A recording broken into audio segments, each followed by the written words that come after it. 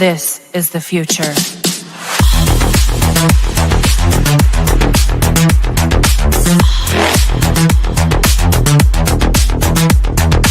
Evolution.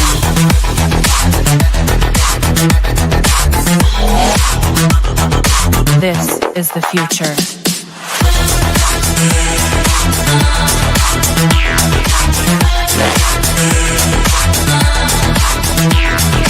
Evolution.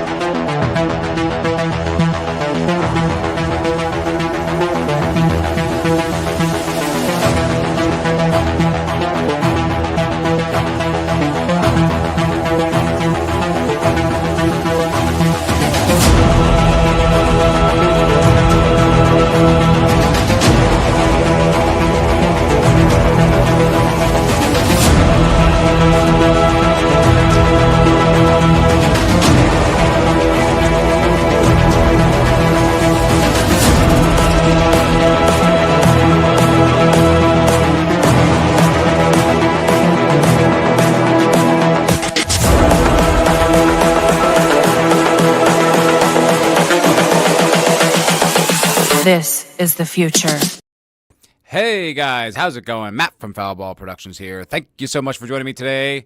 Hope that you're doing well, because I'm doing phenomenally. Thank you very much. This is the 51st episode of the MFer Podcast. That's right, we're over the hump and on our way to 100 episodes. It's a big day.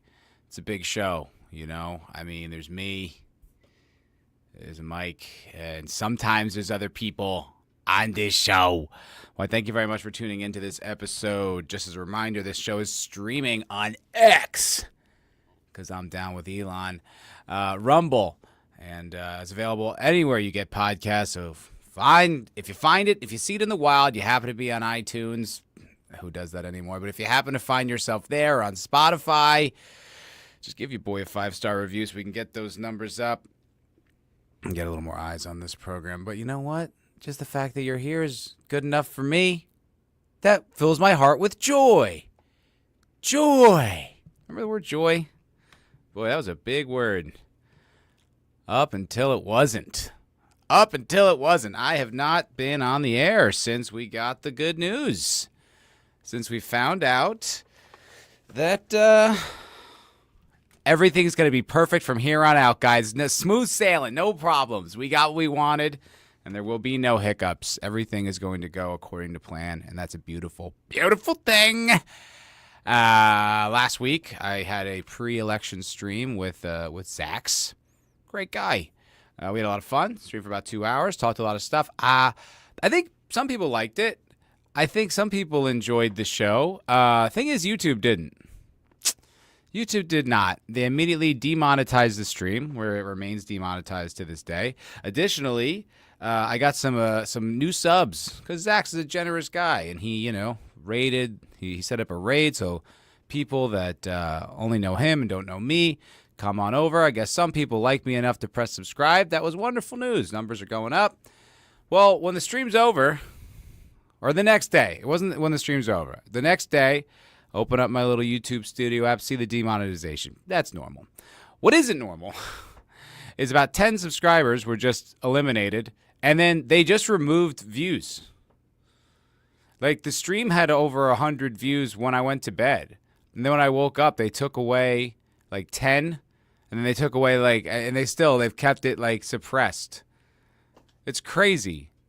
It's so crazy, the censorship that does go on, where you're just we said some fun stuff. We said some wild stuff, but we didn't go that nuts, We weren't. There's way crazier stuff that goes on this platform.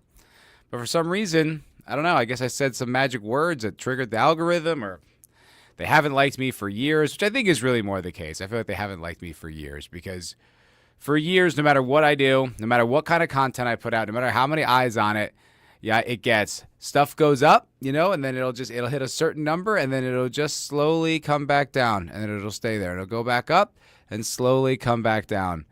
It's such a futile effort.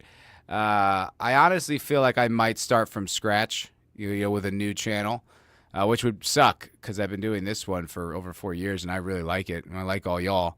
But I might have to, because it's just when you get feedback like that from the company, you're like, I don't know what else to do. I don't know what other decision to make.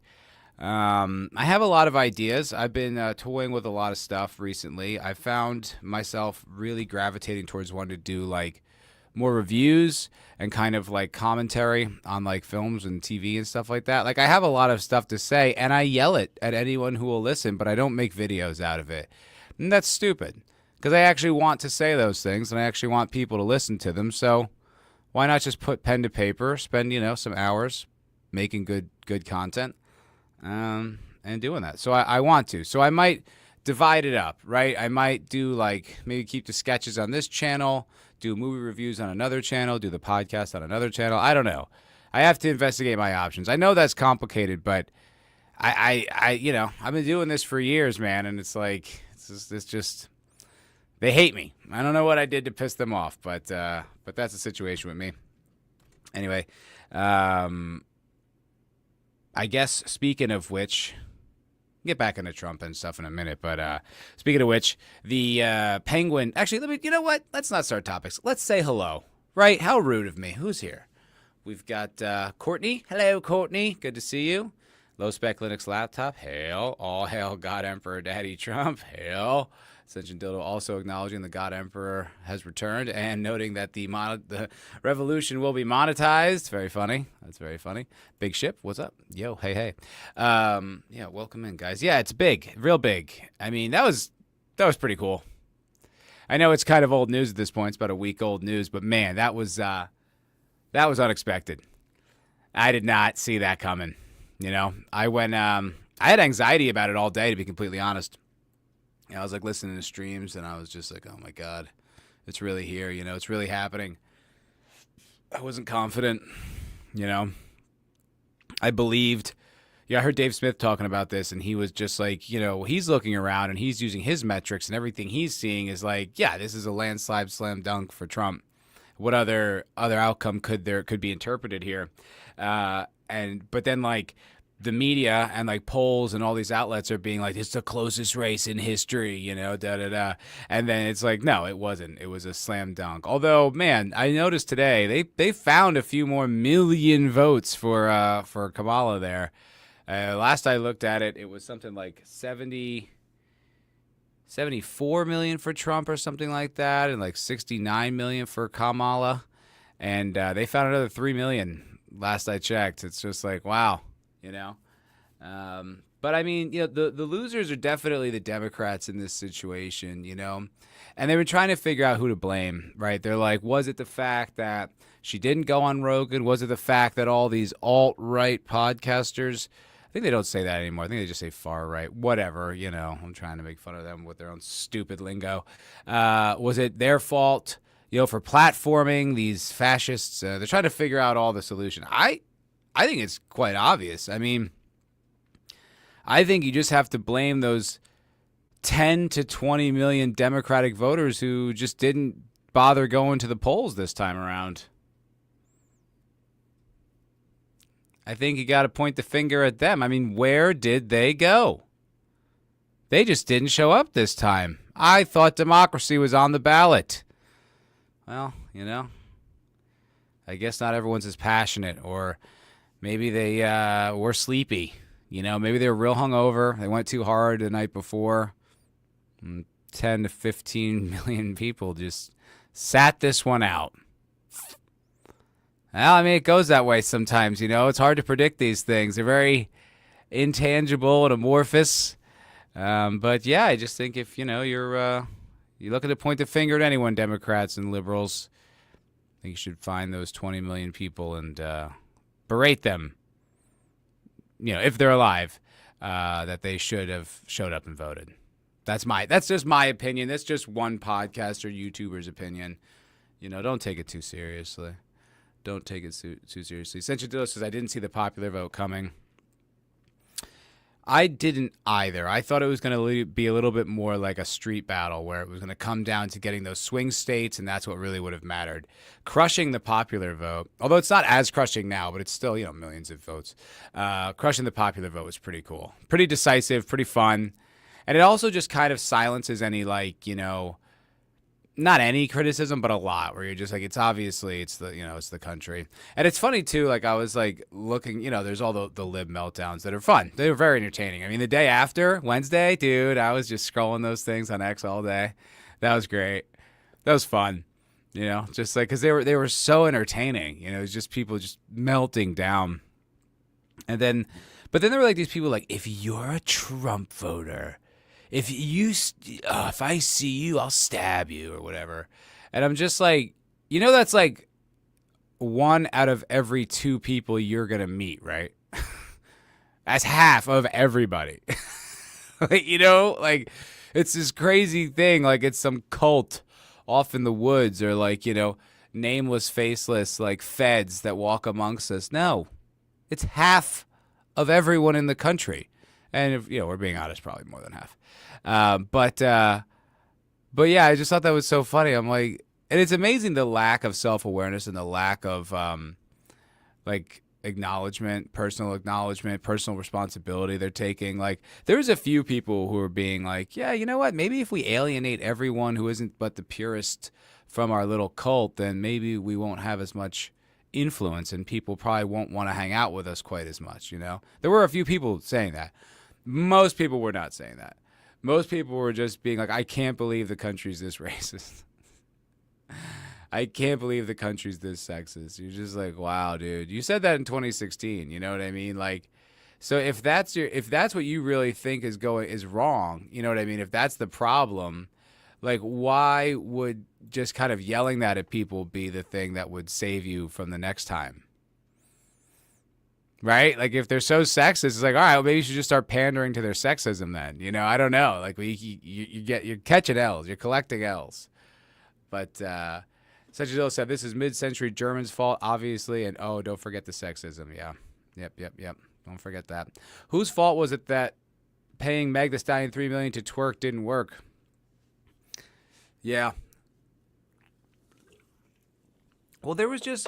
the whole campaign by Kamala Harris was the same as those events. They're just hollow. They don't feel real. It just feels like that's what it has to be. It's just when the Avengers, we were showing it last week when the Avengers came out and said we support. It's just yeah, I mean, we know that, There's no surprises here. There's no passion. There's no excitement. There was passion behind Bernie. And there was passionate discussion about, Obama. I remember the second time, or no, I guess it was the first time, when Obama was running against McCain and he got Sarah Palin. And I remember listening to a conversation or just listening to Matt Damon talking about it. And he's just if she's a 6,000-year-old Earth person, we can't have that. That's crazy. And it was and I remember being yeah, such a reasonable take. And now it's just over that time, the Hollywood and the media have just shifted so aggressively left. It's just kind of yeah, we know what you think. Yeah. Oh, down the line, liberal, cause of the day, a point of view of the day. That's what you think? Whoa, wow. What do you know? You've extricated everyone who disagrees with you. Myself included, you know what I mean, from that state.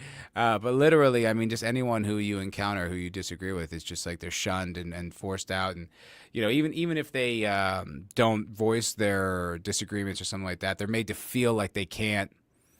And it's just yeah, we know what you think, Hollywood. Those endorsements mean nothing. Even, when you have fun people come on, Hulk Hogan, it's that's great, but I don't care who Hulk Hogan votes for. You know what I mean? It means it's never going to sway my vote. I don't care. It's nice to have your opinion validated, I guess, but it's never going to sway me. So I don't know if it sways anyone else. I can't imagine it sways them too dramatically, but I don't know. Apparently people still think celebrity endorsements matter. I don't think they mean shit.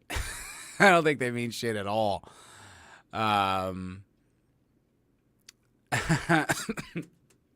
Good one, Big Ship. That's pretty funny, my friend. Oh, yeah, all the I'm cutting off my family retarded shit. Yeah, it's just sad. Just sad, you know. It's like I do feel bad for them, those people, a little bit, you know, because they have been so heavily indoctrinated, and they are, you know, especially like the women. They sort of like are more likely to capitulate, get along, believe the ideas, especially ideas with a built-in victim narrative. You know, it's just a natural. They gravitate towards that naturally. Like I remember when the first one happened in 2016. Like there was this girl my acting class who had like a breakdown, you know. She was like like she couldn't like breathe because she was convinced that Trump getting in office was going to make sexual assaults go up. Like it's dumb, right? But, you know, at the same time, like I feel bad for this girl that she's been so indoctrinated with all this bullshit that she's meant to believe this, you know. She actually believes the lies and the exaggerated propaganda. Now that's stupid on her part, but, you know, she's stupid. Like she can't fix that, you know. So I do feel bad for these people, you know, spinning up impressionable, young, vulnerable women just so that they'll, you know, activate. But it's kind of funny. I mean, they should really stop doing that because I think like the more like young women get politically activated, like the more everyone else is just kind of apt to just disagree with them like reflexively. It's like, yeah, that's what girls think that. Like Taylor Swift, girl. All right, well, I don't think whatever they think. I don't think that. I think they should stop trying to radicalize, you know, the young women of America because they're just easy to dismiss, to be quite honest, you know. They're very loud, aggressive. They don't have like intelligent arguments. Everything's very emotion based and sort of like, you know, our side versus your side kind of arguments. So it's not really helping the Dems, honestly. You should go back to courting people like Joe Rogan, but you won't do that. You won't do that. No, you won't.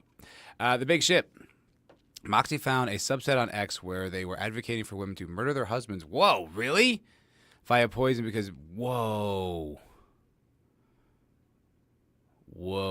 that's crazy. I saw some wild stuff, man. I definitely did. I tend to think like there's this Twitter account called Reddit Lies. I tend to feel like a lot of those aren't real. Like whether people are just trolling or putting up like, you know, more exaggerated thoughts or just straight up bots from other countries. You know, putting up like genuine propaganda. I tend to feel like it's not all real, but this might be. I don't know. That's friggin' scary. Nadia, I can't support any anti-penguin talk. We'll get there. Century Dildo, Bernie is weak and retarded, but he was a populist. Dem Inc. can't have that. Yeah, and he probably, you know, I think he's dumb and his beliefs are stupid and they don't work. Like, it's like all they want to spend more on healthcare. It's like, no. We already spend more on healthcare in this country than we do on the military. Obviously, just spending money doesn't work. You know what I mean? We should have, with that much money, we should have access. We should all, like, Americans should just have, like, basic, like, health, you know, like, ER trips or, you know, just, like, minor stuff, like scrapes, bruises, little, you know, medication. That should just be covered with all that money. I mean, that's more money than it takes to, like, feed and like mobilize and buy all these armaments and bombs and aircraft carriers. Like, you know, we could do all that. And then, you know, and all that money too, by the way, veterans get health care. I think that comes out of the military budget. I don't think it comes out of the health care budget. So it's like they get all that help. And then you spend more money on health care in America, yet like, where's it going? Who gets that? You know, it's just so poorly run. And they're just like, we'll do more. It's like, do less. Please do less. For Christ's sake. Please do less. Hello, Zax. Good to see you. Good to see you, my friend. Manolo here. Manolo Rivera. Hello, greetings. But to that, this was just announced very recently in the past hour. This is posted by Elon, but it comes from the Trump-Vance administration. A statement from President Donald J. Trump. I am pleased to announce that the great Elon Musk, working in conjunction with American patriot Vivek Ramaswamy, will lead the Department of Government Efficiency, Doge. Together, these two wonderful Americans will pave the way for my administration to dismantle government bureaucracy, slash excess regulations, cut wasteful expenditures, and restrict federal agencies, essentially to the Save America movement. This will send shockwaves through the system and anyone involved in the government waste, which is a lot of people, stated Mr. Musk. It will potentially become it will become potentially the Manhattan Project of our time. Republican politicians have dreamed about such objectives of Doge for blah, blah, blah, blah. Okay, it goes on. But the point is, they're doing it. They're doing the meme, which is very Elon. It's very Elon. It's very Elon to have like a really, just rudimentary joke and run with it. Like, we're really going to have like a part of our government that's a meme troll. Look, funny. That's funny. I don't know if it should be like enshrined in the federal government. But that is funny. But regardless of whether it's funny or not, that's awesome.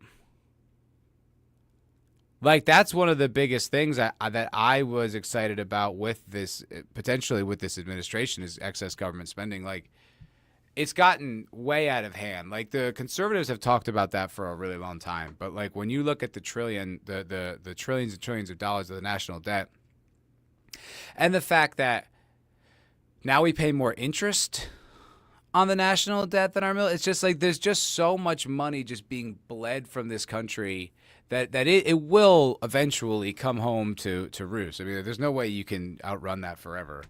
And I'm only 39, so I want to make sure that I'm not going to have to pay that bill. And all they ever talk about is doing your fair share, more taxes. Like, no, how about less spending? How about you guys just take that money and light it on fire? I don't want that.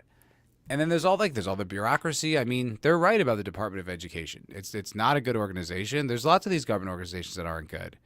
And it's like, if these guys could actually potentially get in there and dismantle it, I mean, that is not something I believed would ever have happened. I'm like, that is remarkably optimistic in a way I didn't really think was possible. He did, I guess, appoint, it was sort of controversial. There's some split camps on today's, exactly, Sentient Dildo. But there was a split camps today on, was it Secretary of Defense? I believe Trump said he was going to assign Marco Rubio as Secretary of Defense. And I first heard about this from Dave Smith's Twitter, and he's not happy about it. He thinks he's a bad guy.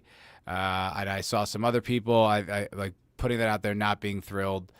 But then there were other people, like more right, like kind of traditional right-wing people, who were happy. I don't know enough about it. I have no idea. Razor Fist wasn't happy about it. I tend to kind of trust what he says on politics. I guess I could do some research and, come out to my own opinion, but it's so hard to like research politics, right? Like, if I was going to look up Marco Rubio, right, probably the first thing I'd come across would be like his website. And it'd just be like a litany of the reasons why he's great.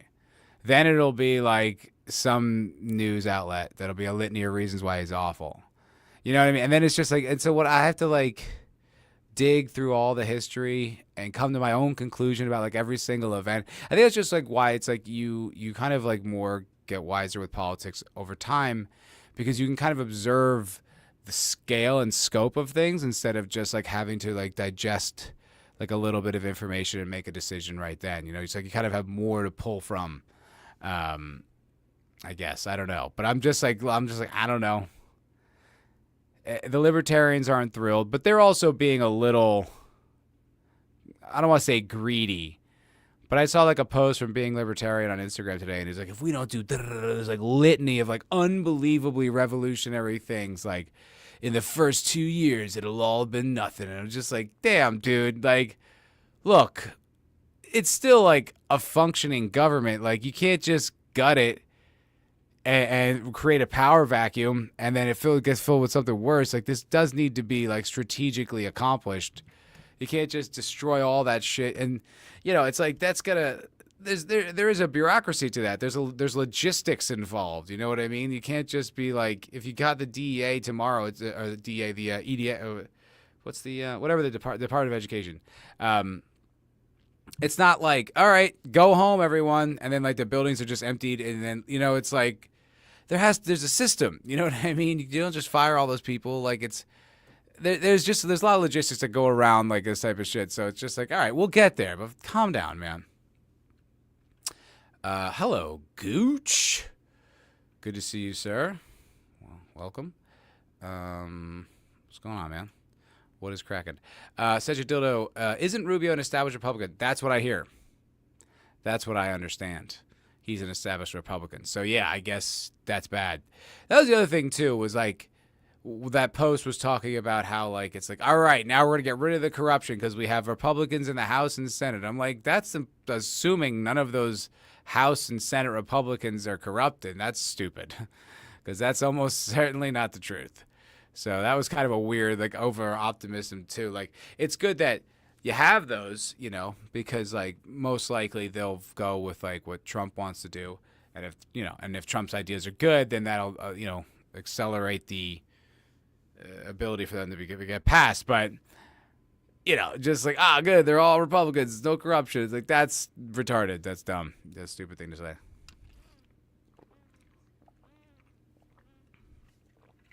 Doesn't Rubio flip-flop a lot? I guess this is what I heard. I don't know. I don't know much about him. Really, all I know is Trump calling him Little Marco. Little Marco Rubio. That's about all I really know. You know, I can't keep too close an eye on politics. There's some people who they can really spend a lot of energy doing it. I get drained. You know, I get bummed out. There's not many things I can, like, I spread out my interests. You know, I can't really just stay too much on one. You know, I have ones I go back to more than others, but yeah, I just have to spread things out because if I'm just like living in politics, I'll feel like shit. You know, it will not make me happy at all. Ascension Dildo. Gooch. So he is an establishment Republican. Yeah. Good one. Funny. You know, hey, Ascension Dildo. How do you tell when a politician's lying? Their mouth's moving. Oh, dude. Oh, got him. The big shit. George Carlin opened one of his specials with a great joke that applies to the 4B movement. Have you ever noticed women at the abortion rallies are the ones you wouldn't want to fuck in the first place? That's pretty funny. Thing about that is not true, though. I think that's cope from the right. Or just the non-woke. That's not true. They're always saying that. I've known plenty of sexy liberal women. I've lived in many progressive cities. And actually, generally, women just on the whole are progressive. They tend to be more liberal. You know what I mean? Like, especially young women, which, you know, let's face it, they tend to monopolize the sexy demographic. So I know people like to say that. They like to be like, oh, yeah, it's just all the fat, you know, blue hair ones you wouldn't want to bang. It's like, it's not true. It's just not true. There's plenty of, you know, dumb, vapid, progressive, hot girls. They exist. It's sad. You know, it's disappointing. It makes dating in progressive cities tough. You know, it's taxing. We'll see how this goes, though. You know? I mean, I want to believe things will change, you know, but they fought so hard the last time to, like, make it very unpleasant to be alive, you know, during the Trump one. You know, that's when all the gay shit with the movies and TV and comic books and video games, when it really started to kick off. So it's kind of like, I mean, it was coming before that, don't get me wrong, but that's when it really ramped up. But, you know, it doesn't feel the same. You're having the meltdowns on Instagram and Twitter and TikTok and all that, but there's no march. There's no pussy hat march. You know, there's no, like, it just doesn't feel the same. I think people just feel beaten, but I don't feel like they're explosive. It really might move a lot of people away from politics, you know. It's kind of like that disillusionment I felt like after both. After the Bush administration won, I felt very disillusioned, and then after Obama won, I felt very disillusioned. And so I kind of just moved away from it for a while. So that might happen, and that would be good. I think that would be good for most people. It's just kind of not really dwell on this type of stuff and just kind of focus on being like a nice, pleasant human being instead of raging activist lunatic. I don't know. Most of those meltdowns look performative to me. Definitely. I thought that same thing. Some felt more authentic than others. Like that one black girl screaming in the car, that felt very real. She seemed very upset. I noticed she had a very big mouth. I couldn't help but notice that she probably gave really fantastic head. I just couldn't help but notice that from her screaming. I can't imagine she would have liked to have heard that from me at that moment, but it was just something that I was observing. But there were some that felt like, like they're just kind of playing it. And then there was also ones where you're like, oh, you're just crazy. You could just kind of feel the crazy underneath it. The freakouts were just for clicks this time. Yeah, some were not. Some were not. I think, it's like, but it was just fun. It was fun. It was the day after in Austin, like when it was clear. Woke up, everyone's got the great news. It was a little weird. It was just quiet. The town just felt quiet. For a city. But I went to the gym and there was no one freaking out. No one was giving me shit. There was no, they were like, hi, how's it going? And it's like, my gym's pretty woke. They got like a trans flag out front, and they're climbers. So it's a little, it's kind of floofy. But no, I don't know. I just don't really see the freakouts happening, I just don't feel, I think it's even in their heart, they kind of know Kamala's bullshit. And the right wing of this country, or whatever this is, has points, They can't admit it probably even to themselves, but I think somewhere in their heart they know. I don't know. So, moving on from politics for a little while. Actually, one last one that's connected to the Trump administration. So we talked about this like a few weeks ago with the Tony Hinchecliff Puerto Rico joke, which, people were like, could have cost. Shane had the funniest line about that. Shane Gillis. He was saying about how, like, so if Tony's joke doesn't stops Trump from getting elected, and then Kamala gets in office, and then Kamala starts World War III, Tony Hinchecliff would have been the Franz Ferdinand of the 21st century, which I thought was really, really funny. But okay, so here we go. Let's show this. This is Tony Hinchecliff went and did. He does a show called The Kill Tony, and he does it every Monday night, a lot like your boy, at the Comedy Mothership. But he doesn't release it until a few weeks later. So this is the clip. This just came out, but it was recorded just after the infamous Puerto Rico joke. Hold on a second. Ladies and gentlemen, last night I gave a speech. I don't know if you've heard about this. It was a speech about free speech, believe it or not. And I'm currently under attack. I'm the news. I don't know if you guys know this, but on my speech on free speech, I referenced Puerto Rico, which currently has a landfill problem in which all of their landfills are filled to the brim. I guess I'm the only person that knew about this, unfortunately. And with that said, I just want to say that I love Puerto Ricans. They're very smart people. They're smart, they're street smart, and they're smart enough to know when they're being used as political fodder. And right now, that is happening. And I apologize to absolutely nobody. Not to the Puerto Ricans, not to the whites, not to the blacks, not to the Palestinians, not to the Jews, and not to my own mother, who I made fun of during the set. Nobody clipped that. No headlines about me making fun of my own mother. Perhaps that venue at that time wasn't the best fucking place to do this set at. But in any matter, to the mainstream media and to everybody trying to slander me online, that's what I do. I go hard, and that's never going to change. Who's ready for the best? So I like that a lot. I like that a lot. That might not seem like much because he won, right? So it doesn't matter. But comedians apologizing for jokes is honestly like a kind of a thing that is worth paying attention to, because the request for the apologies really is not you hurt my feelings and please apologize.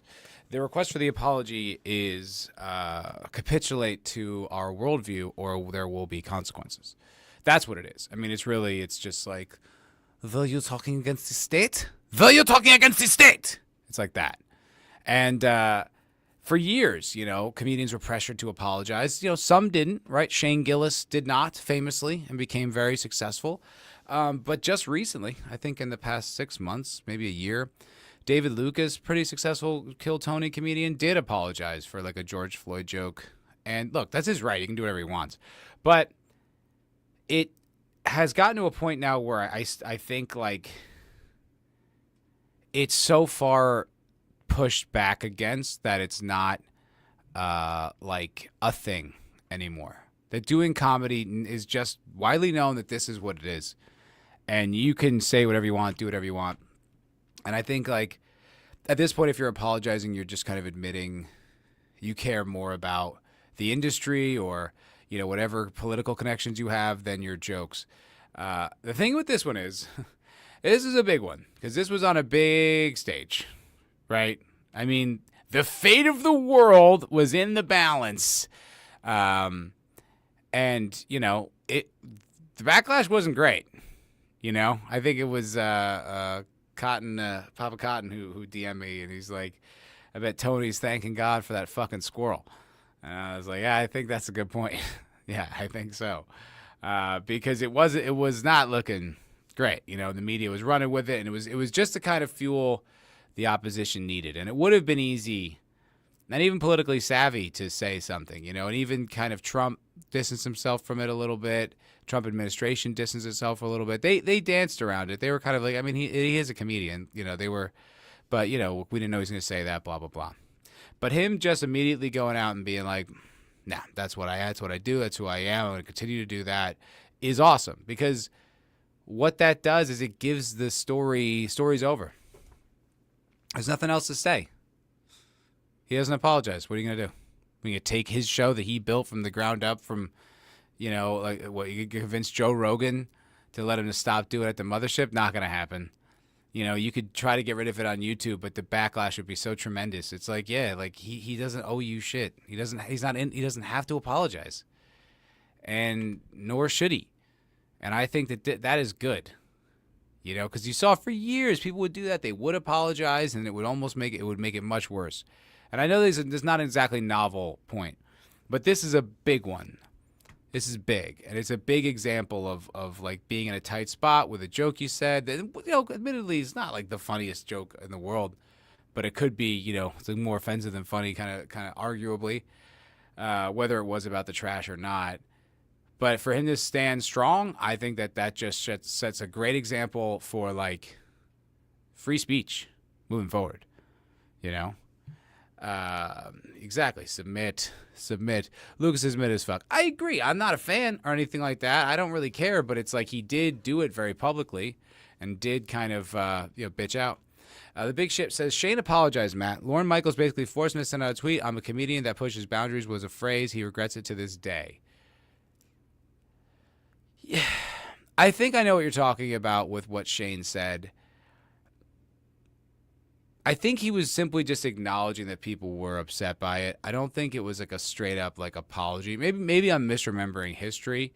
But I thought my understanding was that like Shane had to do a bunch of stuff, and maybe you're wrong. I had a different understanding, but let me just look that up and just see.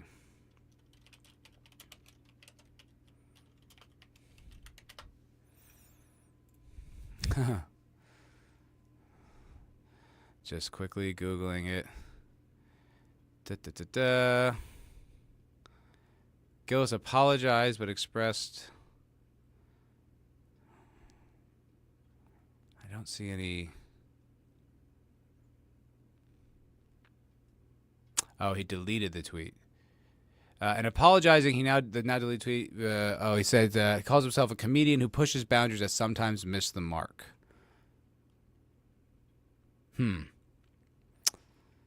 Well, maybe he did apologize. Fuck, Shaney's a pussy.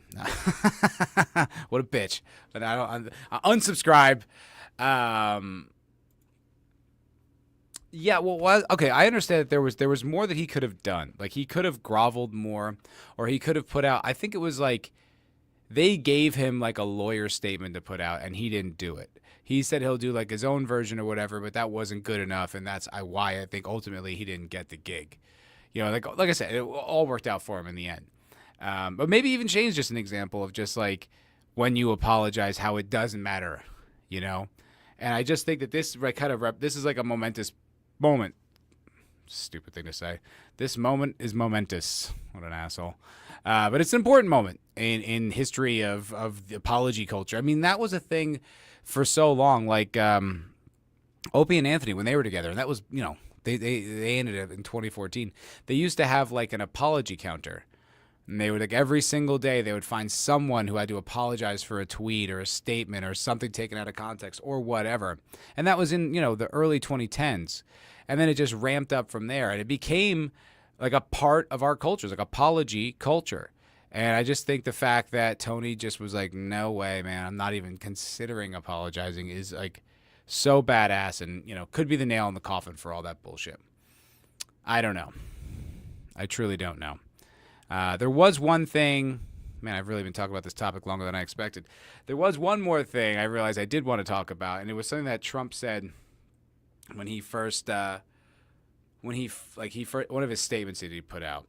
And I was like, you know, rather drawn to it because, like, you know, you guys know me from YouTube, right? You know me from, you know, and I bro, you know me, bro. I don't censor myself at all, dude. I'm always coming off the dome. No conception of consequences, baby. Pew, pew, pew. Shoot from the hip. Badass guy. But I do like to speak my mind.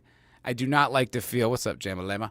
I do not like to feel stifled in any way. I don't think what I'm saying is crazy, but I think I should be able to say crazy shit if I want. But, you know, even last week, like, just, I don't think me and Zach said anything that was outside the lines necessarily.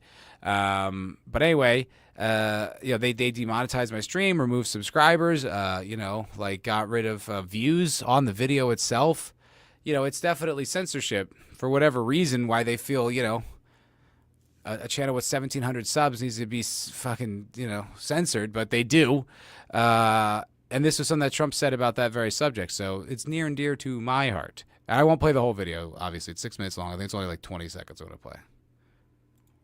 We just don't have a free country. It's as simple as that.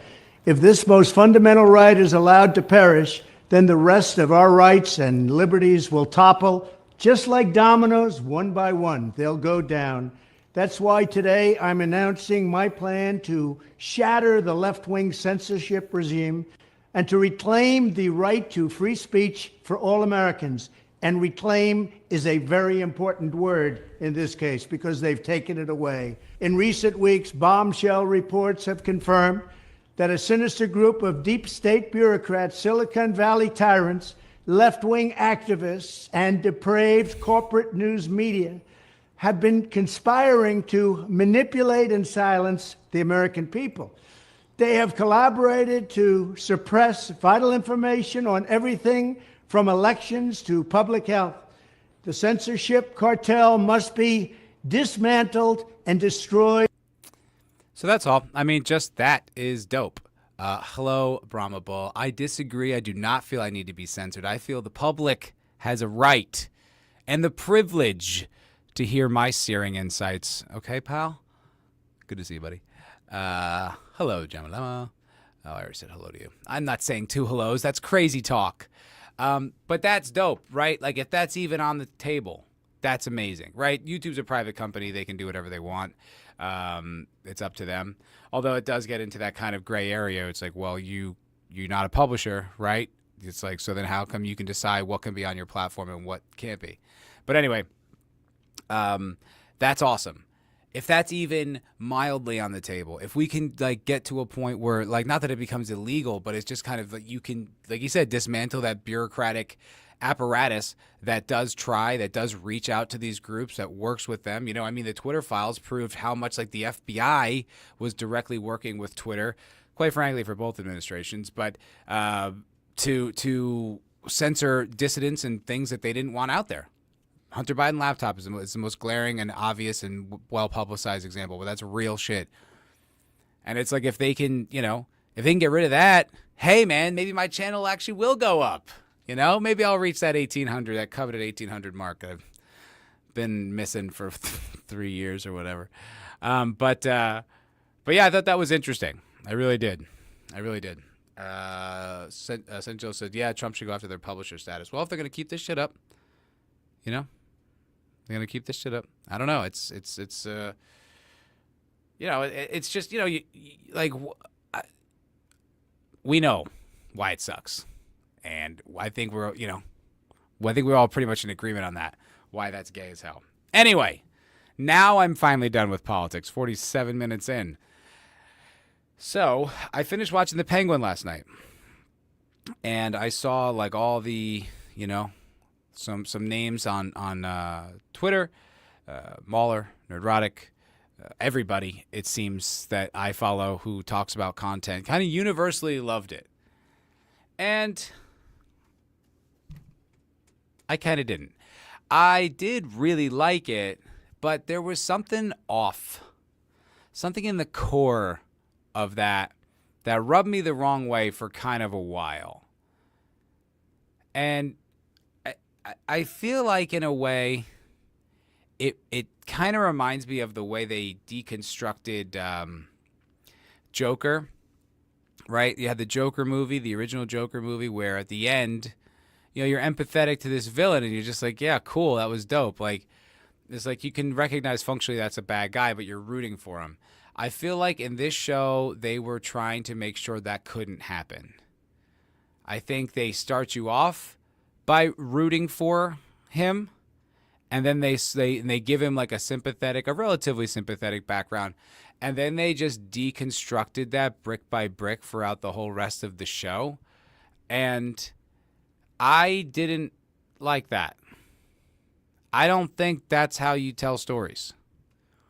You know, you're following a protagonist, right? So I'm invested in the protagonist, and my you know, whether he's a bad guy or not, you care about what his journey is. And I'll give you a great example of a show that did this with a villain, or as a movie. It's called The Talented Mr. Ripley. It stars Matt Damon, and Matt Damon is this kind of like weird, kind of like nebbishy, like sort of, you know, like meek is the word, guy who's kind of like a con man a little bit in these upper crust societies in like kind of fancy New York.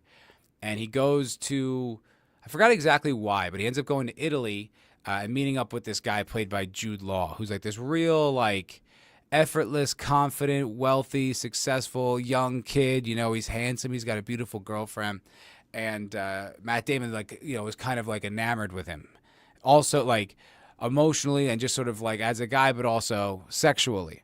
And so they become friends, and Matt Damon creates all these lies to, like, you know, create this friendship with him. And then eventually he ends up killing him in this kind of like jealous, angry sort of explosion. Well, then the rest of the movie is him trying to elude the authorities, and then he kind of ends up like adopting like Dickie's life and pretending like he's him, and he commits a few more murders, and it's like the whole movie you're following him.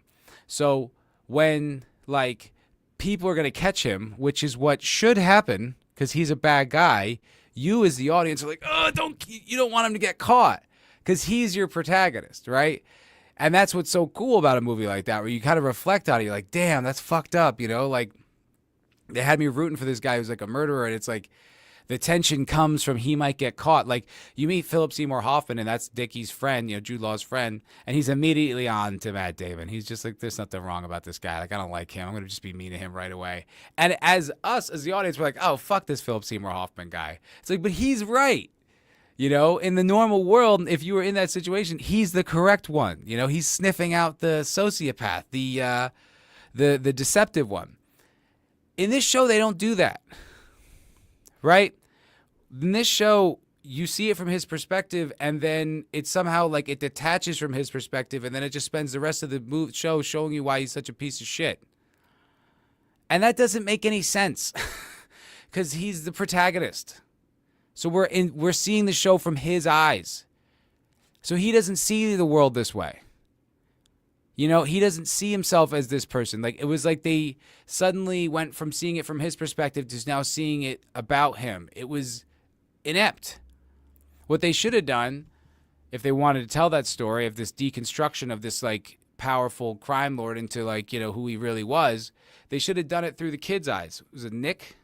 Vic? Should have seen it through Vic's eyes, right? We didn't. He's in the show, but you should see it through Vic's eyes. And you should see Penguin as the way he wants him to be seen, as this tough guy who comes from a bad neighborhood and is really just trying to make good. And then slowly, through Nick's eyes, we see the Penguin deconstructed. But it doesn't make any sense to see the Penguin deconstructed from the Penguin's eyes. That doesn't track. How he already knows who he is. Like, it doesn't make any sense. It was just, there's something about that whole show and structure that really struck me as odd. As also, like, I didn't like that Sophia was purely good. You know, not purely good, but, you know, had much more pure intentions. And the Penguin was just a bitter, selfish, cynical, lying little worm. And it's like, it's fine if he's that character, but he's our protagonist. So then why did we follow him? If he's just an irredeemable worm, then what are we following him for? It doesn't make any sense. I know you guys are teasing me in the chat there, but I think I'm correct about this. I think there is something about this portrayal, this storytelling mechanism that is off. That is off, and I'm going to get into it. I want to do like an extended review about it and really kind of break it down, because I think there's something manipulative about this show. I think there's something inserted into it that's wrong, that's off. And it was really bugging me the past few weeks. And then I see, like, on Twitter, everyone's just like, oh, that's how you do it. So I'm like, I don't think so. I don't think so. I mean, it's better than most of the stuff we've gotten in a while, but there's something really weird that happens when the departure in the middle and, oh, Sophia's innocent. Oh, is she? Mm-hmm. Just, I don't know. So the season ended. Might check it out now. Yeah. I mean, I still think you should check it out. I do still think it's a good show, but there's just something fractured in it. There's something where it's not divorced from the message. It's not just a purely good storytelling show. There's something about it that's wrong. Now I'm going to get to the bottom of it. You hear me? You hear me, Hollywood? I'm coming for you.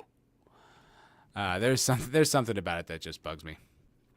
But, you know, Gooch loved the last episode, gave it a 10 out of 10. How many fucking times this guy got to get kidnapped? Jesus Christ, he got kidnapped like 6 times in this show. He's a real tough guy. Gets a little annoying. Too many chicks in the show. Ha ha, Zax. I see your joke. The finale didn't ruin the show. I didn't say it ruined the show. It didn't ruin the show. It just sort of betrayed their true intentions, which is to almost like antagonize you for being invested in their protagonist. It's like, see, he was a piece of shit the whole time. It's like, you wrote the show. Why did you have me follow him then? Have me follow Vic the whole show. You justified his position in the beginning as being a reasonable guy. And then you're like, he wasn't, though. And like, okay, you wrote it, though. Like, it's like you're giving me shit for believing your storytelling. I don't understand. I don't know. There's just something that's wrong about that show. It feels like that same. It feels Joker 2-y, where it's just like, oh, you like the villain? You're dumb for that. It's like, I liked your show that you wrote, you retard. I didn't misinterpret your work. I don't know. Let's unpack this criminal. Ha ha ha. Ha ha ha. It really was a scorched earth. Yeah, it was too much too. It also made him seem so fucking petty. Like and like, I was thinking about it. There would have been ways to have handled certain things that would have been like, okay, he's justified in feeling wronged by this, but then he has a real extreme overreaction, which shows what a psychopath he is. But this, they didn't really have that. He just was always just kind of petty, selfish, weak, and just did what he wanted. It was just like, it just was unjustified and unearned. And I think everyone's like a little caught up in how great it is right now. But, you know, once the powers that be in the nerd sphere agree on something, that's it. It's good. It's officially anointed as good. It is now gilded and put on the wall as good. And don't you dare disagree. Finale was rushed too. I thought that too. I thought the finale was rushed. I thought it was all like, even at the end of the last episode, I was like, how are we going to wrap this up in one more episode? We feel like we have a lot to do. We'll check it out. Now I'm rewatching Gomorrah. Wait, did I see that? It sounds familiar. All I can think of when you say Gomorrah is the casino in New Vegas. That's all. That'll all come to mind. I love the Penguin, but whatever. I'm glad they didn't do the sympathetic villain thing. He's a monster. And yes, he's got pretty lucky with his escapes. It's not... So I see what you're saying about the sympathetic villain thing, because they do that. But what they're doing, it's like a person can be sympathetic and evil. You can be sympathetic to a person and also recognize that they need to be killed. Do you know what I mean? Like, it doesn't have to be... Just purely having sympathy for someone doesn't mean that they're now correct. Like, there's certain things that, it's like you can be sympathetic for Germany in the 40s because of how much they got shit on after World War I. That doesn't make them right. You know what I mean? You can be like, yeah, they went through a lot of hardships. They lost an entire generation of men. Their economy was destroyed. They had to pay back all this money. They were beaten up. They were sad. They were angry. They were upset. I'm sympathetic to that. That doesn't mean you start a world war. Do you know what I mean? Like, that's what I think they could have more articulately done. Is you could be like, yeah, it's fucked up about that happened to you. It's but it's like, that doesn't mean you kill all the, it's just like, it's almost like Sophia had better characterization than he did and better motivations, right? You felt like, oh, she was genuinely wronged. So then when she does something extreme, you're like, I mean, yeah, from her perspective, that's the right thing to do. It doesn't make it right objectively. It's just from her perspective. So I just don't know why you introduce me to him and then make him absolutely no sympathetic. And you're just like, he's bad. And you're like, yeah, okay, but he's the protagonist. You know what I mean? Like, why would you make me follow him then? Like, I know he was bad. He's called the Penguin. He's a Batman villain. It wasn't like I was ever rooting for the Penguin. You know what I mean? Like, it's not on his side. You put me on his side with your framing.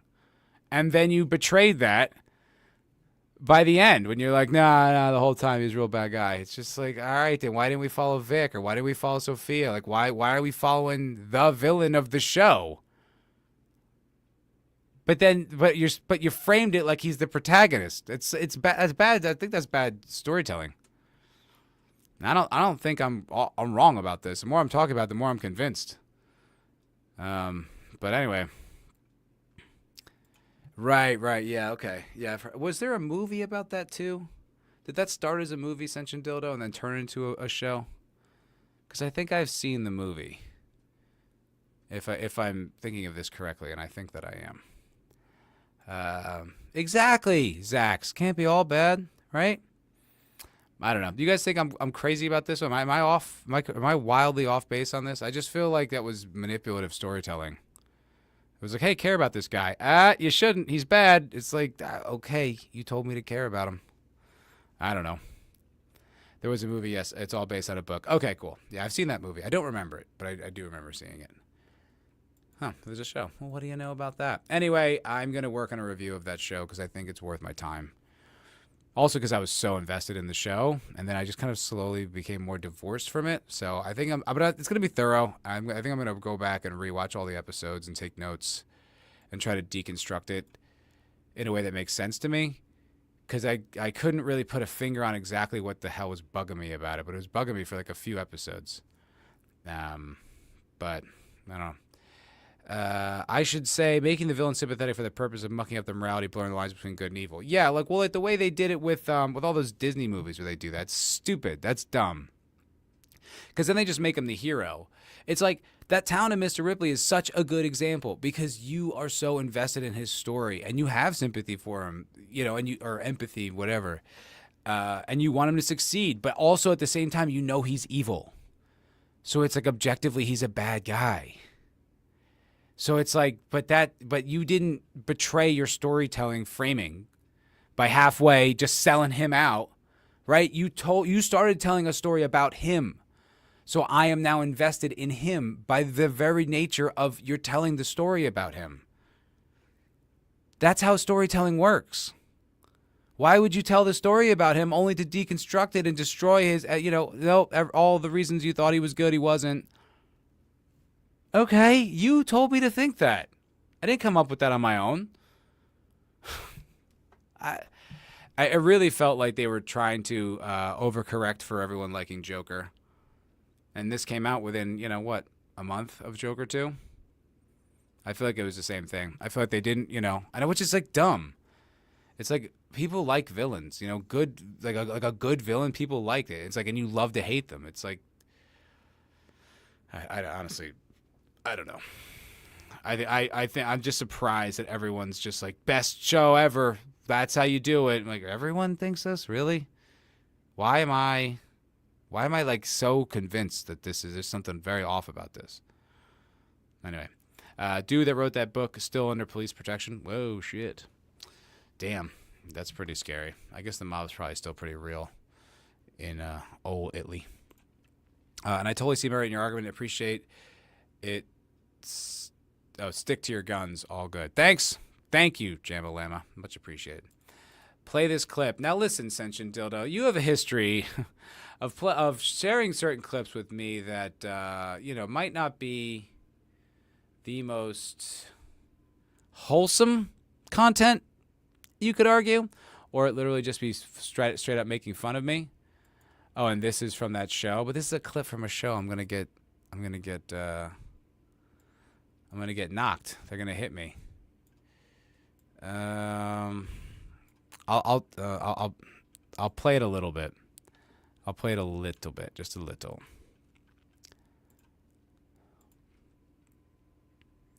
And okay, this is from Sundance. Oh, okay, I'll muted. I don't want to get nabbed.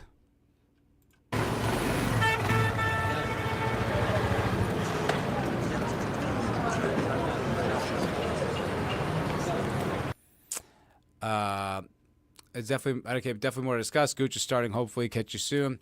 Fucking A, man. Thanks for being here. Tell what up, Gooch. Yeah, I'm very curious. Maybe I'll go check out his channel when I'm done here and see what he's got to say about it. I think I'm right. I think I'm right about this one. I think everyone's a little caught up in the hype right now. Ehi, dove? Qui, Ciro. Buongiorno, Gigi. Scusa. Buongiorno, Ciro. Un caffè? Ciro. So I have to pause for just a minute because I don't want to piss off YouTube, They hate me, so I don't want to do anything to put me on their shit list. They really got it out for me. I don't know why I'm such a good guy. Ciro, faccio con te. Che sono venuto a fare? Niente. Sta scritto tutte cose nuove. Ciro, scusa, posso permettermi di chiederti un favore? Parla, dov'è? C'è sta uno... And this, I guess, is based on true events, Sentient Dildo, because that guy who wrote it is in protective custody. Maybe what's the story with him? Did he used to be in the mob? Is he a stool pigeon? Is he a stoolie? I don't like stool pigeons. I was listening to this guy. Shit, he was on the Boys Cast this week. I can't remember his name. He was pretty cool, interesting guy. He does documentaries about like cartels and mob guys and all this stuff. And he's like, look, the truth is, and I don't know if this is true, like in Italy, but he's like, Americans, they all rat. Everyone rats. It's like it's not what it used to be, and you don't get whacked out for ratting anymore. It's just not the same. It's just not the same. All right, play a little more. Di mia moglie, no? È un buon guaglione, però...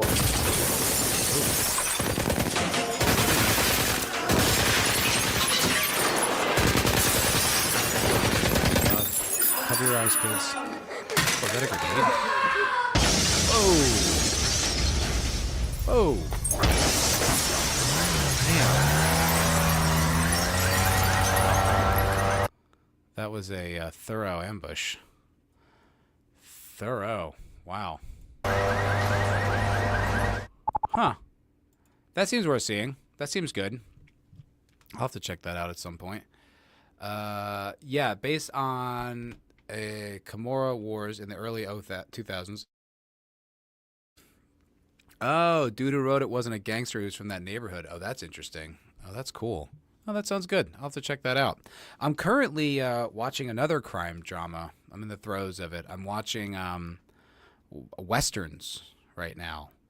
I have this plan. So I watched Unforgiven like a few weeks ago, and I was like, that was amazing. I saw it, I think, when I was in college, you know, and back then, like, I was, you know, I was an actor. I was an artist. And so I was consuming like a movie a day, sometimes more than that. And just burning through and trying to get to, you know, so much knowledge and listening to audio commentaries and reading articles and watching videos and just consuming information as much as I could about it. So I watched that movie in that period. And I remember being like, yeah, cool, whatever, and just moved on. And this time when I watched it, I was like, that is so beautiful. And it was such a cool story and tragic and sad and dark and scary, but also like this cool homage to everything Clint Eastwood did in his Western career and how like big it is, but also how intimate the story is. Unbelievable. So it sent me down a path where I'm like, all right, you know what I want to do? I want to watch all of Clint Eastwood's Westerns and then do like a video about it. You know, like one of those kind of clickbaity ones where it's like, I watched all of Clint Eastwood's Westerns. Here's what I think or whatever, you know? So I started, so I'm going to go down the whole list. There's like one or two I'm going to leave out because it's like he has like a bit part in it. It doesn't really count. But I'm going to try to go down them all. But I got a spoiler for my first video. I watched Hang 'em High. Has anyone in the chat ever seen Hang 'em High? It's a totally standard, really interesting, normal, like, Western, right? It's like any other Western from that era. It's just about a guy who, you know, like, is in the wrong place at the wrong time, gets lynched, right? Survives, then becomes like a marshal of the Oklahoma Territory and kind of spends the rest of the movie getting revenge on the guys who tried to hang him, right? Totally standard story. And it all goes along according to that path. Until the third act. And I don't know what studio executive decided to absolutely massacre this movie, but they did. It is insane what happens in this movie. What's up, Papa Cotton? How you doing, buddy?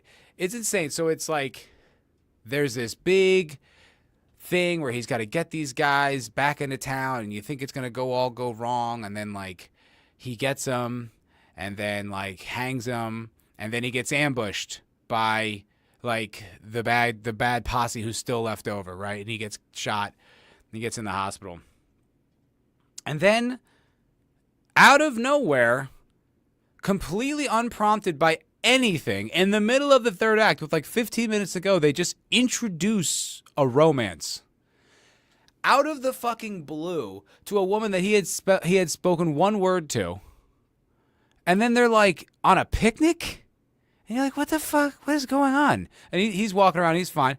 He's on a picnic with this girl. He tries to kiss her. There's been no established backstory with these two at all, except for literally one scene where they interacted. And now it's all like this weird saccharine love story. Then it starts to rain, and he just suddenly is like, oh, and is so faint she has to bring him inside, and then they like hook up. It was fucking crazy. And then they go back to like, well, I guess we should resolve the whole story that we've been telling this whole movie where we, you know, kill the bad guy.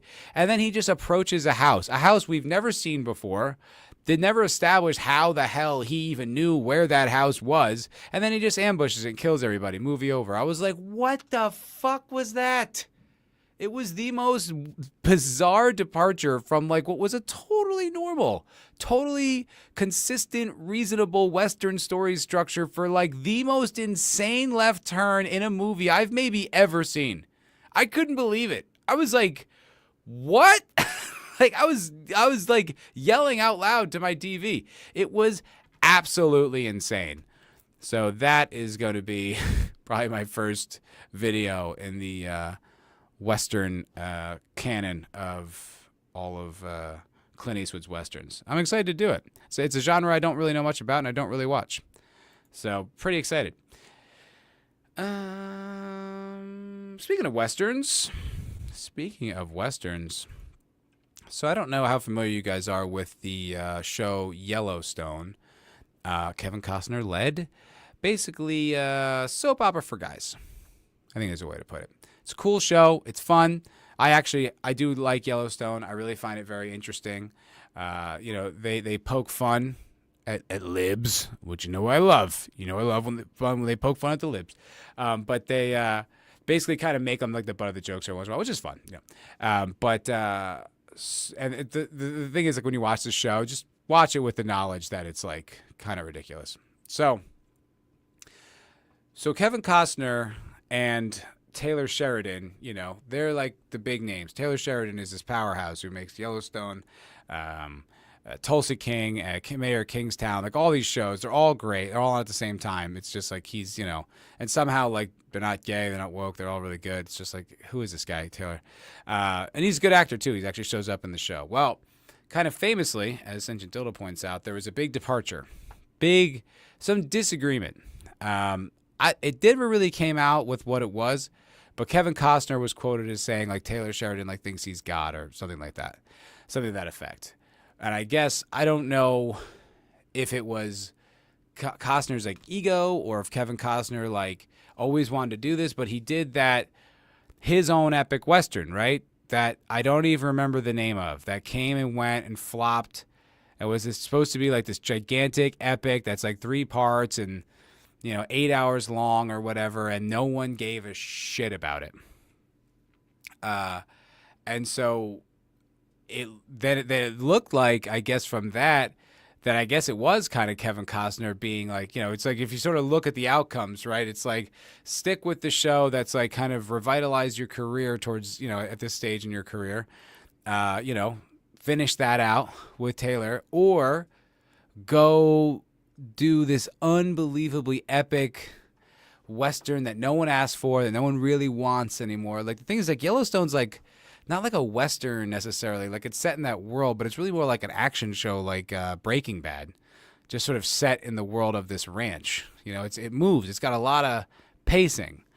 As I understand it, Kevin Costner's movie does not.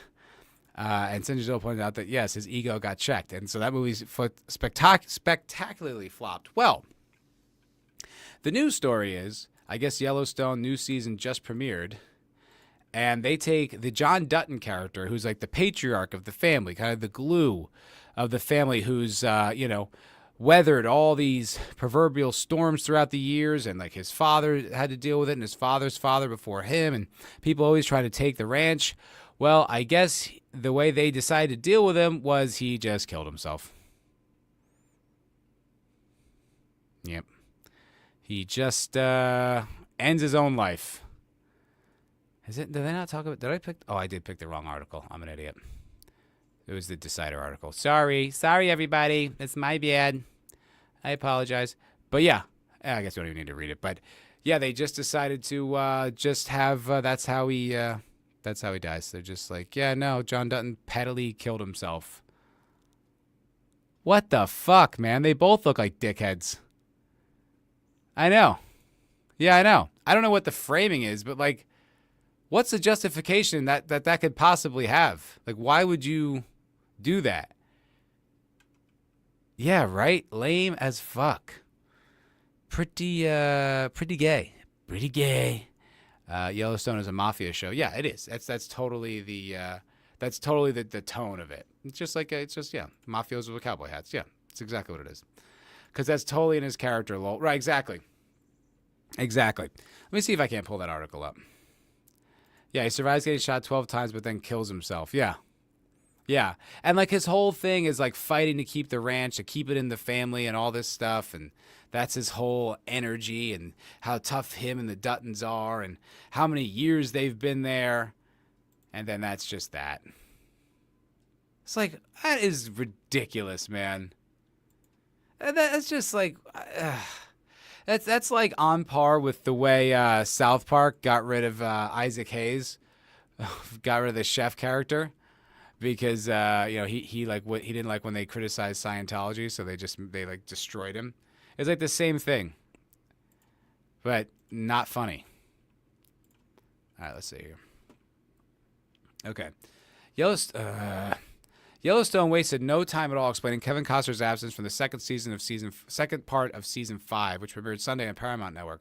Much to the shock of fans everywhere, the opening moments of the episode revealed John Dutton died by suicide off screen. Off screen, even. He doesn't even get to do it like a scene. There's no dramatic. He just kills himself off screen. Nah, he's dead. Wow. Costner, who exited the show during its 2-year mid-season hiatus, addressed his character's fate today in an interview with SiriusXM's The Michael Smerconish program. Why don't you just call it Michael Assay? Oh, my word. Costner admitted that he didn't know it was actually airing last night. Sometimes I just feel like a passenger in my own life. You know, there's a lot going on, he told Michael Smerconish. So, no, I found out about it actually this morning, actually.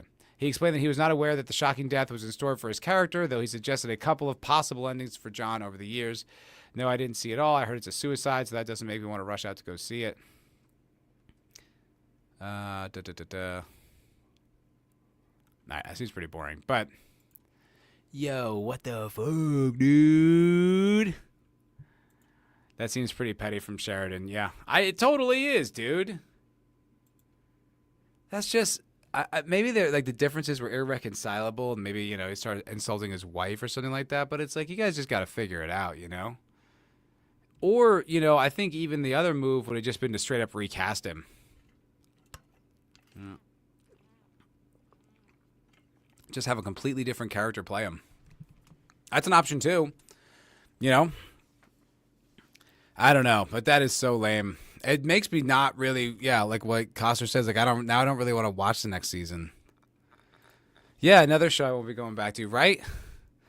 It just makes me not really care. I'm just kind of like, all right, well, whatever. I don't care. Like, I really enjoyed my time with the show, but if they're just going to be that, like, cheap with the character that you're invested in, that you care about, they're just like, nah, he killed himself. Off screen, even. I mean, couldn't it have been, like, something more, like, fair to the character? Couldn't he have been, like, out? Like, wouldn't it have been really interesting, too, if maybe, like, someone killed him? Right? Like, some leftover like member of a faction that they thought they wiped out, but they didn't. There's all those dead bodies in that canyon, right? So it could have just been someone related to one of those dead bodies or something like that. Like there's just so many options you had other than he just kills himself off screen. He could have been bucked from a horse, like the way his mom died or his wife died. I mean, like something like poetic like that. Like it's just so cheap and weak, and really just it's kind of like the last season of Game of Thrones. It just kind of undoes everything that comes before it now. You're just like, oh, well, that sucks. Whatever. Folks, that's going to do it for this episode of the MFer Podcast. I really appreciate y'all spending the time with me this evening. It was an absolute hootenanny. You guys are great. Sorry about not being here yesterday. I had a prior personal obligation, so I couldn't do the show. But next Monday, I will be back, and I will be joined by none other than 32 Flavors of Nick Weiser. Yes, he's coming on, folks. He's going to make it this time. We're going to do it. It's going to be awesome. It's going to be huge. It's going to be super fun. So make sure you come back next week to see me and Nick Weiser have an absolute ball on this channel. There's They could have made him a victim of bear attack, played on the whole man or bear shit. Yeah, there's so many things they could have done. That is really, really, really gay. But yeah, thanks guys for watching. Really appreciate you guys. Don't forget, follow me on my socials. Follow me on X. Follow me on Instagram. You know, go to one of those podcast sites. Give them a 5-star review. Let them know you love the show. If you could. If not, that's cool too. Really appreciate you guys watching. Have a great night, and I'll see you guys next week. Ta-ta. How's that for a slice of fried gold? Yeah, boy!